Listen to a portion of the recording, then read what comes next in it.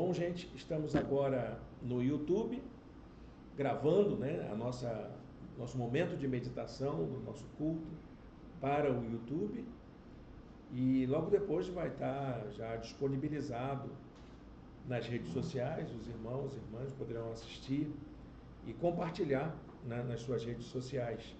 É uma maneira de servir ao Senhor, de colocar a nossa vida a serviço do reino de Deus. E nós seguimos na nossa jornada de meditação no Credo Apostólico. Em que você acredita? Era essa a preocupação dos primeiros cristãos quando estabeleceram um código de conduta, de fé, para que eles pudessem dizer minimamente o que a igreja acredita. É uma coisa bastante interessante, porque o cristianismo nunca teve uniformidade de doutrina. Nós combinamos em algumas coisas. Temos algumas coisas que são essenciais. Então, naquilo que é essencial, isso foi um reformista protestante que disse: naquilo que for essencial, vamos buscar unidade. Naquilo que não é essencial, nós vamos buscar respeito, comunhão, a gente está junto. E nas demais coisas, liberdade. Nas demais coisas. Então, a gente não tem uma opinião firmada sobre nenhum aspecto. E há algumas coisas que são essenciais e outras nem tanto. O credo apostólico, ele visava colocar aquilo que era essencial. E nós vamos, durante esse tempo de meditação, que a gente está chamando de uma jornada de 40 dias de fé, nós vamos afirmar aquilo que nós cremos essencialmente na nossa jornada de fé. O que é que eu preciso fazer para que eu possa crer de fato e dizer que eu sou um cristão e que eu sigo a fé cristã de maneira autêntica? Então, nós já falamos sobre essa fé no Espírito Santo, a fé em Jesus Cristo, a fé no Deus Todo-Poderoso, no Pai Eterno que nós temos. E hoje vamos falar sobre a igreja. Sim, a igreja é um objeto de fé. A igreja não é uma instituição. A gente tem que agradecer muito aos batistas por terem trazido essa contribuição de que a igreja resgatado, não é trazer, a igreja batista resgatou essa convicção de que igreja não é templo, igreja não é instituição, igreja não é organismo, igreja é um movimento que reúne pessoas em torno de um único propósito, que é seguir Jesus Cristo. Isso é igreja. O resto é tudo religião. É tudo instrumento de institucionalidade para poder manter uma estrutura e fazer com que ela funcione nessa estrutura. O que Jesus pensou não foi isso. Jesus não pensou em uma igreja com rótulos. Jesus não pensou numa igreja com nome e sobrenome. Ele apenas disse que era a sua igreja. Agora, as pessoas é que vão encontrando suas formas de ser, suas formas de organizar. Igreja não é uma superestrutura. Igreja é um grupo de pessoas que resolve seguir a Cristo. Por isso que Jesus disse que onde estiver 2 ou 3 reunidos, ele estaria ali presente. A igreja é o lugar onde Jesus tem prazer de estar presente, independente de dinheiro, de estrutura, de configuração física, de arquitetura, independente até mesmo de hierarquia, de lideranças, enfim, de música.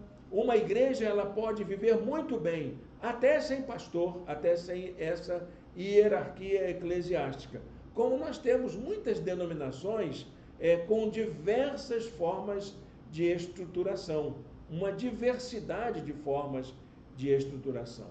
Então, para a gente pensar nisso, a gente vai meditar hoje sobre esta fé na igreja. Eu creio na igreja.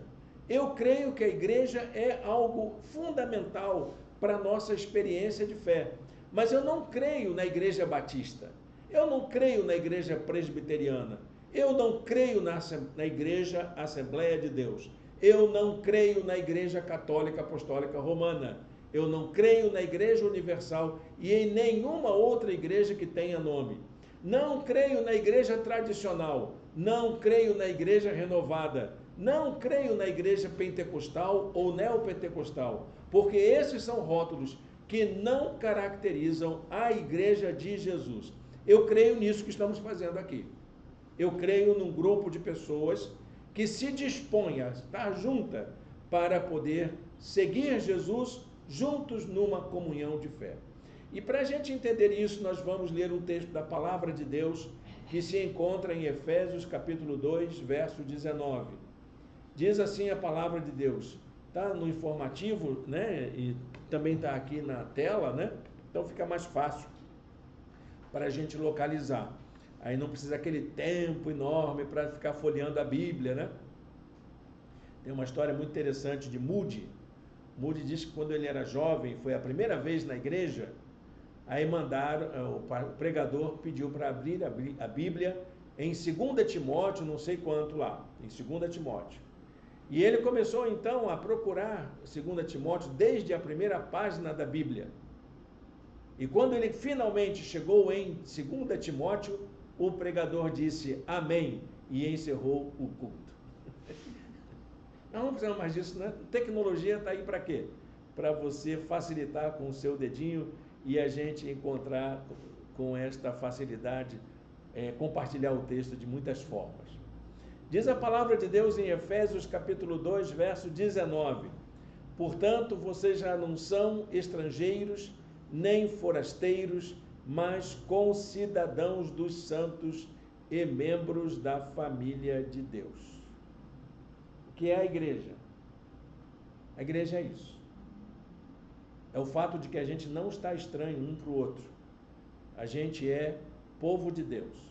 A gente é família de Deus, onde a gente se encontrar, onde a gente se reunir.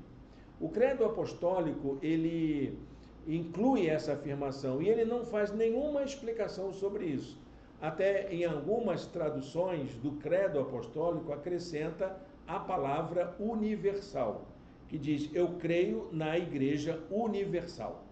Bom, ele não existia igreja universal no século I, por favor, igreja universal não existia. Alguns traduzem pela palavra latina, que é católica, a palavra universal. Em latim é católico, entendeu? Então, universal e católico é a mesma coisa. Só que também não existia uma igreja católica apostólica romana na época. Mas a igreja que estava em todo lugar, a igreja que existia em qualquer parte da terra, a igreja que funcionava em qualquer lugar. E essa igreja era multifacetada, era plural.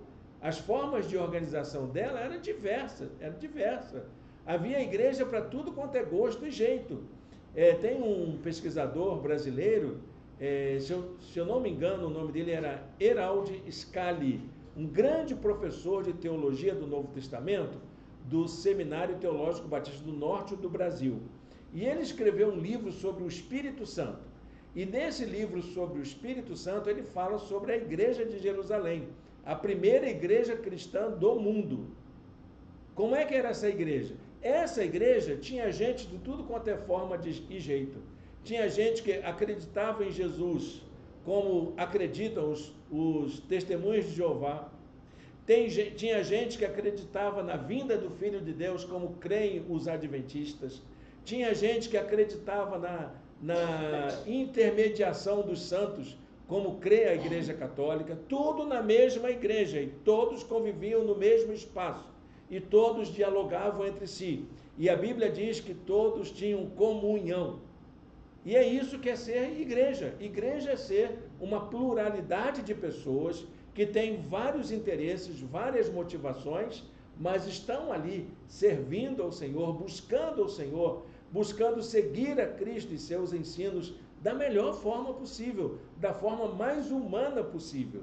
Isso é igreja. Eu aprendi isso com um professor dos Estados Unidos, se eu não me engano, ele é do seminário de Fort Worth, H.E. Dana. Ele escreveu um livro sobre eclesiologia, e na eclesiologia dele, ele explica isso, como batista, como um bom batista que ele era. Ele disse, igreja é isso, igreja é um grupo de pessoas que, por vontade própria, se reúne para seguir a Jesus Cristo. Aprendemos assim, e devemos à Igreja Batista essa definição. Por isso, a nossa definição inicial quanto a essa declaração do credo apostólico, dessa coisa da gente acreditar na igreja, a gente pode afirmar que a igreja é a comunidade de todos aqueles e aquelas que assumiram o compromisso de seguir a Jesus Cristo.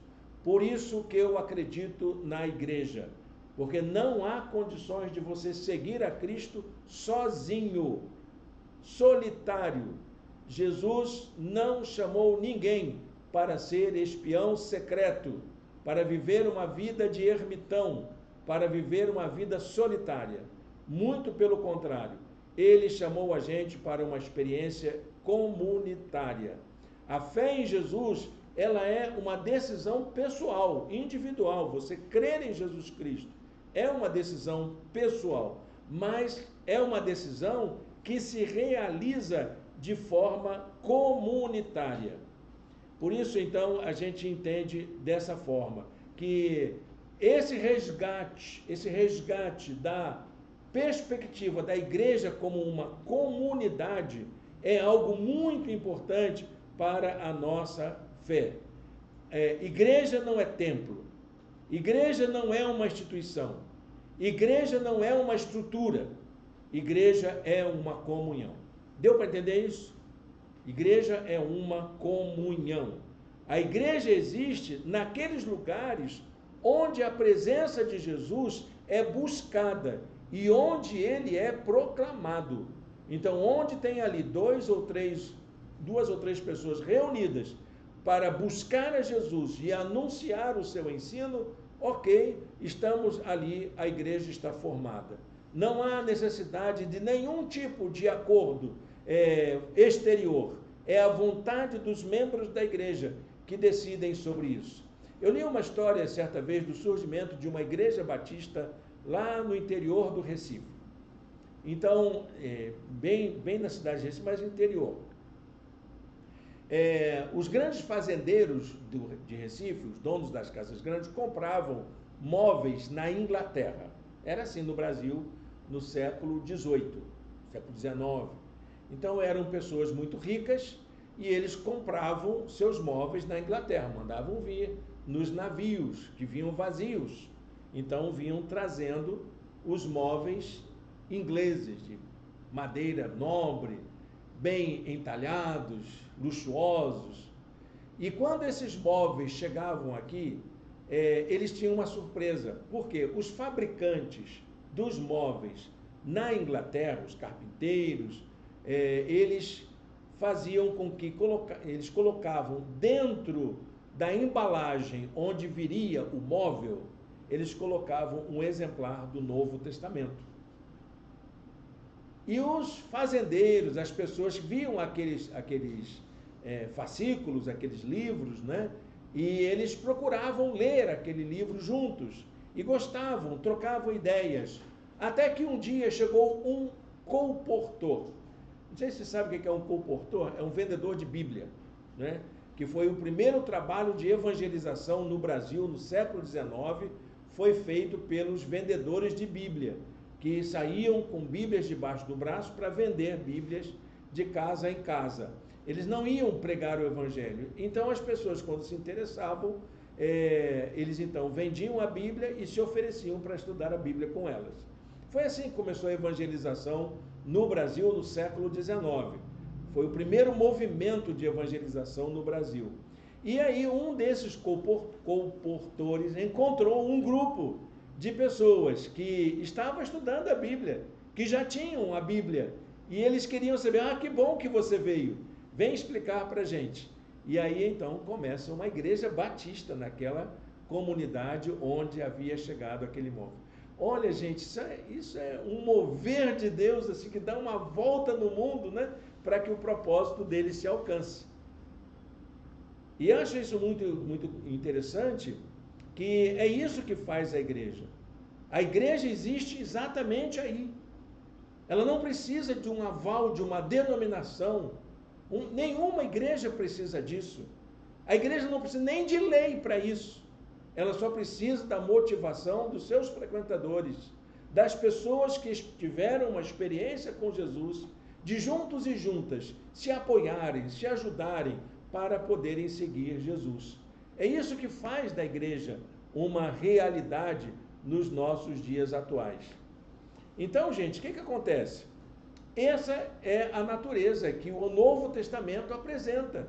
Não está em nenhum código de doutrina, necessariamente. Não foi uma fórmula criada por alguém. Foi uma expressão usada por Jesus que deu lugar a essa ideia. A palavra igreja vem de uma palavra grega chamada eclesia. Eclesia é uma palavra grega que passou para o latim exatamente da mesma forma, só trocando os caracteres, e veio para a nossa língua portuguesa como igreja. Igreja é eclesia, ou eclésia, como forma vocês queiram. O que quer dizer isso? Eclésia é uma assembleia. É isso que é a palavra igreja. É uma reunião de pessoas. Quem usa essa expressão muito bem é o filósofo Aristóteles, quando ele fala da estrutura da sociedade democrática de Atenas. Como é que a sociedade democrática de Atenas tomava as decisões? Tomava as decisões através da eclésia, que era uma reunião de cidadãos e cidadãs que iam tomar decisões sobre a vida pública, sobre as coisas que afetavam a vida de todo mundo, para buscar aquilo que serviria para o bem comum. Essa palavra é que ganhou fama. Olha, Aristóteles é do século IV antes de Cristo e está lá na Grécia, longe pra caramba da Palestina. Então, essa palavra alcançou o sentido e chegou até o grupo dos seguidores de Jesus, que chama a atenção para o fato de que ele iria criar também a sua assembleia. O que ele iria fazer então quando ele usa a palavra eclesia, lá em Mateus capítulo 18, verso 16, se eu não me engano? Ele diz exatamente, 16, 18, já vamos ler esse texto. Ele diz exatamente o seguinte: eu vou criar um grupo de pessoas que vai se reunir para se apoiar, para se ajudar e combinar ações conjuntas para que o evangelho seja anunciado. Então a gente precisa entender que a palavra eclésia, ela só encontra o seu significado verdadeiro dentro da Bíblia. A partir da Bíblia, todas as definições de eclesia ou de igreja são definições teológicas influenciadas pelos movimentos religiosos. O que a Bíblia apresenta é exatamente isso: um grupo voluntário de pessoas chamados por Jesus, que atenderam ao chamado de Jesus, que buscam ter uma experiência com Jesus e que se colocam à disposição de anunciar o ensino de Jesus para outras pessoas, proclamar o evangelho ou a boa notícia da palavra de Deus. Tem algumas afirmações que são importantes que a Bíblia nos dá. A primeira delas é que a igreja foi instituída por Jesus. Há muitas histórias de denominações, muitas histórias. Quem criou a igreja tal? Quem criou a igreja fulano de tal? Você sabe quem criou a igreja batista?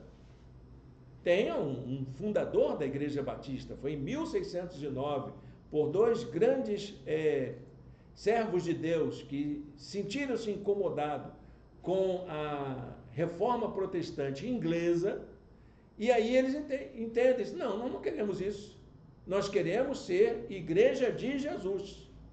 E aí então eles começaram a se reunir. O nome deles, Thomas Helwys e John Smith. Lembrei, já ia falar Stott aqui, mas não foi. John Smith. John Smith, Thomas Helwys, decidem fazer isso juntos E são perseguidos por isso, tem que fugir para a Holanda. Depois que passa o perigo, eles voltam para a Inglaterra e começam um movimento que ficou conhecido como Batista, exatamente por causa da forma de batismo, que além de resgatar esse sentido de igreja comunitária, eles também resgatam a forma de batismo por imersão. Então, a palavra igreja, ela refere-se àquilo que Jesus quis fazer. Olha como é que Jesus fala. E eu lhe digo que você é Pedro, e sobre esta pedra edificarei a minha igreja, e as portas do inferno não poderão vencê-la. Edificarei a minha igreja, a minha assembleia, o meu grupo de seguidores. E nada vai impedir que ela cresça, que ela se realize, que ela se torne um movimento relevante no mundo. Em segundo lugar, a Bíblia também diz que a igreja começou a atuar sob a ação do Espírito Santo. Se há alguma coisa que é real na vida da igreja, é a experiência do Espírito Santo. Depois que Jesus foi crucificado, sepultado, ressuscitado, e antes dele ser exaltado, ele prometeu que o Espírito Santo seria derramado sobre os discípulos que estavam reunidos. E esses discípulos ficaram ali esperando. Ficaram 120 dias de oração. 120 não, desculpa, vamos corrigir aqui os números. 120 pessoas ficaram reunidas por 50 dias, esperando a manifestação da graça de Deus, conforme ele tinha prometido, a manifestação do Espírito Santo. Até que acontece aquele movimento misterioso, maravilhoso, que é o movimento, o evento do dia de Pentecostes. Todos ficaram cheios do Espírito Santo e começaram a falar noutras línguas, conforme o Espírito os capacitava. Foi o Espírito Santo quem deu o aval para que eles saíssem daquela reunião de oração, em que eles permaneceram orando, cerca de 50 dias ali orando ao Senhor, querendo saber o que fazer, o que nós fazemos. Nós estamos aqui reunidos, 120 pessoas, até que todas elas são impulsionadas pelo mover do Espírito Santo para fazer a obra de Deus. Eu entendo que esse evento de Pentecostes, ele é inaugural da Igreja de Jesus. É como se houvesse ali uma festa de inauguração da igreja. Vocês lembram como foi? Acho que vocês não estavam, né? Quando a nossa igreja foi organizada, quando os irmãos da Igreja Batista da Orla de Niterói foram lá nos dar a bênção de nos autorizar funcionarmos como uma igreja com o seu estatuto próprio, com a sua forma de organização. Foi tão bacana aquilo, a gente se sentia empoderado para fazer a obra de Deus. A igreja de Jerusalém, a primeira igreja cristã, ela foi empoderada pelo Espírito Santo de Deus. Foi o Espírito Santo que impulsionou os primeiros cristãos para pregarem o Evangelho, fazer exatamente isso. E como eles fizeram? Em diversas línguas, com um novo ânimo, tanto que eles foram até confundidos com bêbados depois que isso aconteceu. E a terceira coisa que a Bíblia diz sobre a igreja é que a função essencial da igreja é proclamar a boa nova do Reino de Deus. Para que igreja existe no mundo? Essa pergunta que a gente fica tentando responder. Para que mais uma igreja? Para que igreja no mundo? Por que existe igreja? Ela existe para quê? Ela existe para proclamar a boa nova do reino. E é preciso toda forma de igreja, toda forma de movimento para que o evangelho alcance todo tipo de pessoa. Atos 4:31. A igreja estava sendo perseguida. Pedro tinha sido preso, Pedro e João. E eles então, quando reaparecem, a igreja se sente mais animada e vão orar mais ainda. E o que acontece? O Espírito Santo prepara novamente esse grupo de irmãos que está com medo da perseguição, esse grupo de irmãos que não sabe o que fazer, para que eles preguem o Evangelho. Depois de orarem, tremeu o lugar em que estavam reunidos. Todos ficaram cheios do Espírito Santo e anunciavam corajosamente a palavra de Deus. Igreja existe para isso.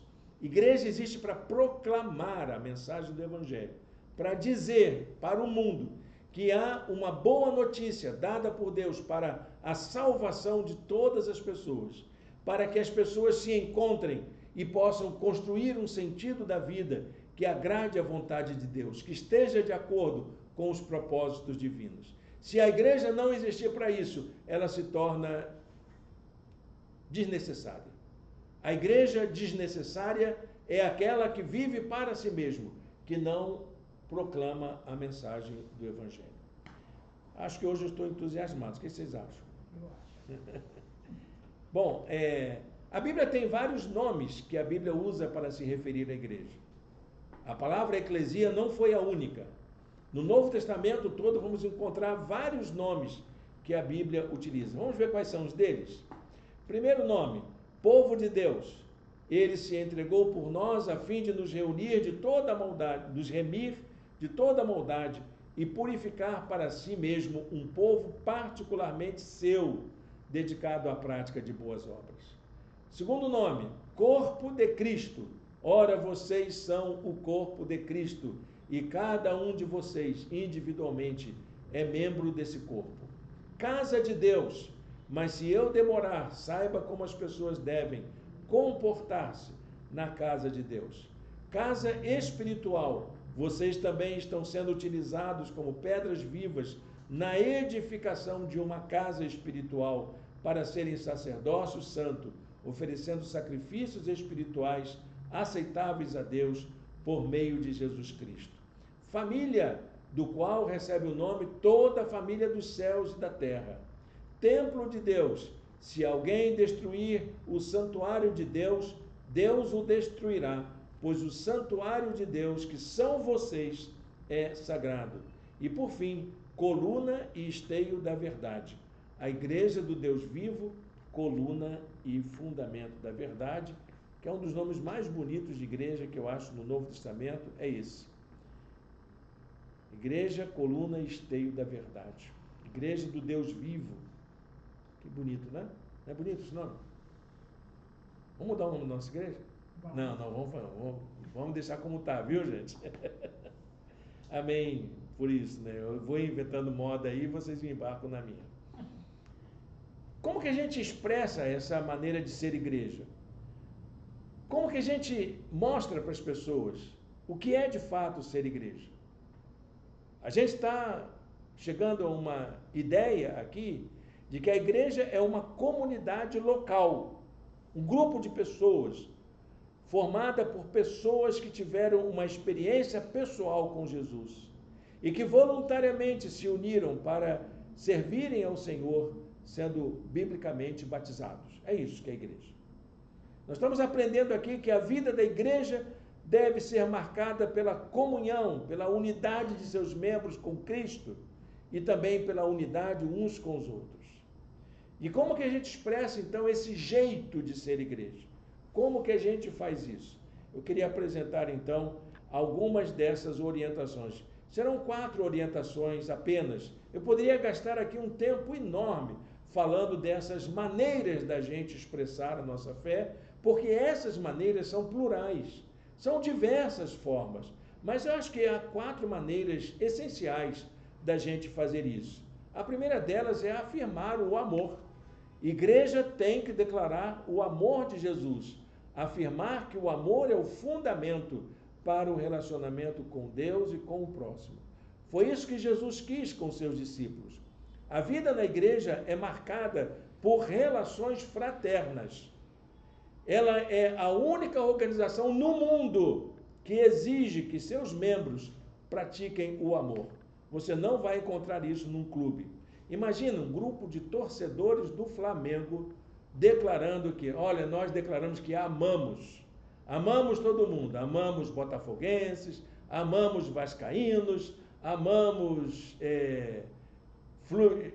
tricolores, amamos paulistanos, amamos mineiros, amamos todo mundo. Ouviu falar isso? Eu não, embora eu seja flamenguista. Mas se me perguntar se esse amor é incondicional assim, eu acho que eu vou ter dificuldade. Eu amo as pessoas porque elas são pessoas, não porque torcem por algum time. A igreja é a única organização no mundo que tem o dever de amar. Nós somos chamados a exercitar o amor e corrigindo isso dia após dia. Mateus 22, 37 a 39 explica muito bem como é que é esse amor. Respondeu Jesus: amem o Senhor seu Deus de todo o seu coração, de toda a sua alma, de todo o seu entendimento. Este é o primeiro e maior mandamento. E o segundo é semelhante a ele: ame o seu próximo como a si mesmo. Você sabe que eu sou uma pessoa que gosta de café, né? E a palavra café é a palavra que me ajuda a lembrar esse mandamento. No Evangelho de Marcos tem ainda a palavra fé, porque é exatamente isso. Ame ao Senhor de todo o seu coração, com C, toda a sua alma, com A, toda a sua fé, com F, e todo o seu entendimento, com E. Deu café, não deu? Por isso que Jesus diz para os seus discípulos que aqueles homens que estavam no barco com eles com medo eram homens de pouca fé. Piada infame também existe na nossa igreja. Ri, Cristina, por favor. Só para a gente descontrair um pouquinho. Está gravando? Está gravado, vai sair no YouTube.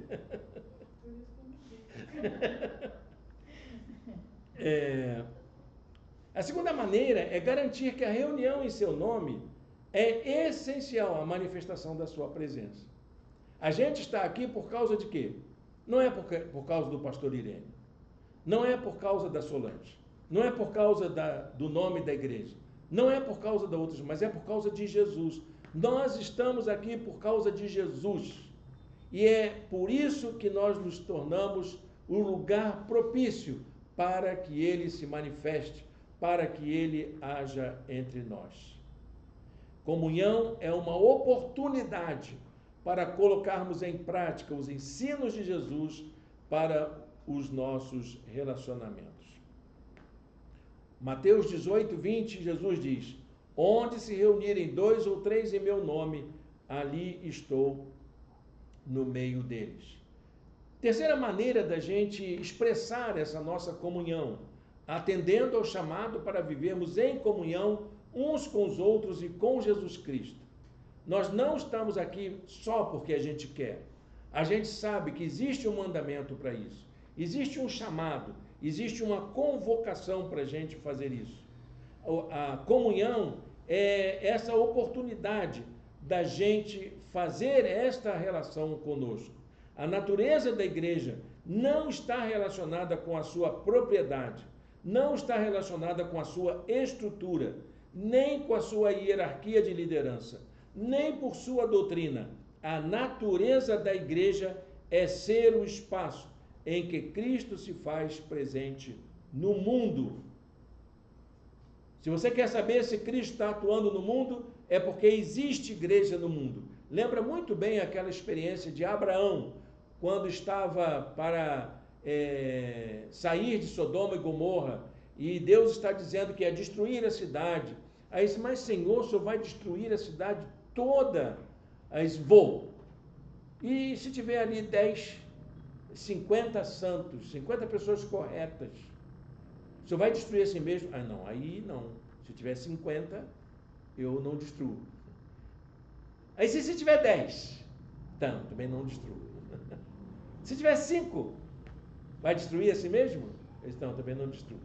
Por que que o mundo ainda não foi consumado? Por que que a volta de Jesus ainda não se deu para que tudo isso acabe de vez? Porque existe igreja no mundo. É a única razão para a qual Deus não realize aquela catástrofe que a Bíblia fala da vinda de Jesus e do fim dos tempos. Então, para a gente lembrar sempre disso, 1 Coríntios 1, versículo 9 e versículo 10, lembrar que a gente tem o compromisso da comunhão. Fiel é Deus, o qual os chamou à comunhão com seu Filho Jesus Cristo, nosso Senhor.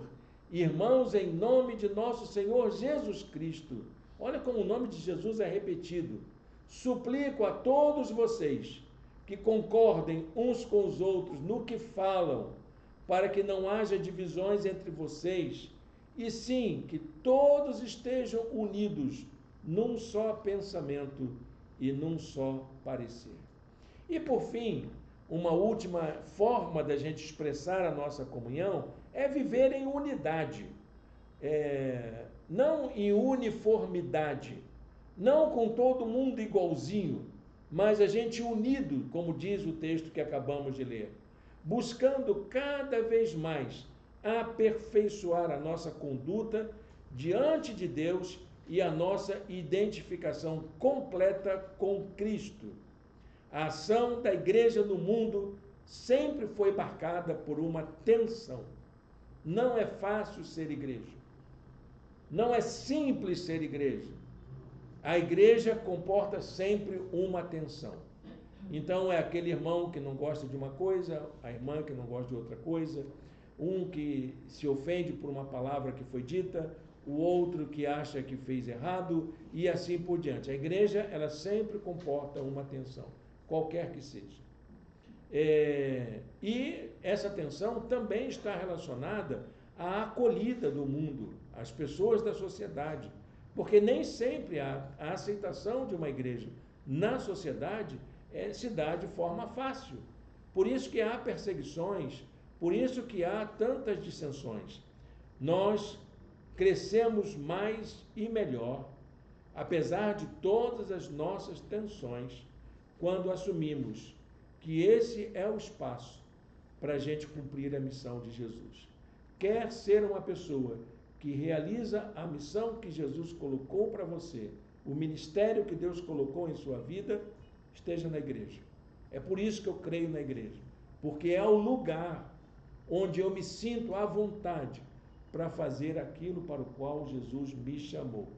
E diz a palavra de Deus que esse é o propósito de a gente estar junto aqui, da gente ser preparado com o fim de preparar os santos para a obra do ministério, para que o corpo de Cristo seja edificado, até que todos alcancemos a unidade da fé e do conhecimento do Filho de Deus e cheguemos à maturidade, atingindo a medida da plenitude de Cristo. É isso que nós fazemos, da gente se ajudar, se fortalecer, se apoiar, para que a gente possa atuar como ministros de Cristo no mundo. Bom, gente, para a gente concluir essa palavra, deixa eu acrescentar uma última informação, que eu acho que eu preciso dizer isso. Por que que eu creio na igreja? Eu creio na igreja porque ela é o melhor lugar para que os crentes estejam perseverantes na fé e é o melhor lugar para crescermos sob a orientação do Espírito Santo. Você não vai crescer na fé e na ação do Espírito Santo na sua vida fora da igreja. Sem igreja você não consegue isso. Sem igreja você esfria na fé, você se enfraquece. É como uma brasa no braseiro. Quando você separa a brasa do braseiro, o braseiro continua lá aceso, mas aquela pequena brasinha vai se apagando, apagando, apagando até desaparecer. Se você quer ser um cristão fora da igreja, você não vai conseguir. Não existe cristão fora da igreja. Por isso que eu creio na igreja. Porque é na igreja que a gente encontra o ambiente favorável, o único no mundo, onde a gente pode afirmar a nossa fé em Cristo. E essa foi a experiência dos primeiros cristãos que entenderam que eram juntos e juntas que poderiam se ajudar a se tornarem cristãos melhores no mundo. Por isso que eu creio na igreja. Os primeiros cristãos eram pessoas que viviam assim. Diz a palavra de Deus que todos os que criam mantinham-se unidos e tinham tudo em comum. Que essa seja a essência da igreja. Que essa seja a nossa marca. Estarmos unidos. Porque fora da igreja nós não teremos condições de sobreviver. Amém? Amém, meus irmãos. Vamos orar. Eu sou uma pessoa que me acostuma. Tem crente que se acostuma com a igreja, tem mania de igreja, né? Então, por exemplo, se eu falto à igreja no domingo, eu fico meio que aleijado. É como se fosse faltasse um pedaço de mim. Tem que ter alguma justificativa para que eu possa substituir aquela falta que é a comunhão, que é a presença no culto. Eu sinto falta da igreja. Eu me lembro de uma época que eu tive que fazer análise, porque estava fora do ministério pastoral, e aí a minha analista disse: Irene, você tem que retomar. Aí disse: eu? Está errado. Disse: o teu inconsciente está dizendo isso. Se o meu inconsciente, se eu acho ele na rua, eu encho ele de bolacha. Mas eu entendi perfeitamente o que estava acontecendo ali. Era Deus usando as circunstâncias para falar ao meu coração. Amém? Feche seus olhos, fale com Deus. Diga para o Senhor: você crê na igreja? A igreja é importante para você? Claro que nós estamos aqui, sim. Mas e o pessoal da internet? Crê na igreja? Crê na importância da igreja para a sua vida? Não no rótulo da igreja, não na igreja institucional, mas essa comunhão de crentes com vontade de seguir Jesus. Faz sentido para você? Senhor Deus e Pai, muito obrigado, Senhor, por esta noite. Muito obrigado por Tua palavra. Muito obrigado pelo Teu amor. E nos ajuda, Senhor, a fortalecer a nossa confiança no Senhor, no sentido de estarmos unidos a esse corpo de Cristo, a essa unidade que a Tua palavra chama de igreja. Que possamos, ó Deus, nos empenhar, nos dedicar, nos permitirmos ser invadidos por Tua presença e sermos usados pelo Teu Santo Espírito, em nome de Jesus. Amém. Amém, meus irmãos, minhas irmãs. Chegamos ao final da nossa mensagem e agora vamos nos preparar para também terminarmos o nosso culto. Muito obrigado por você que está aqui nos acompanhando na internet.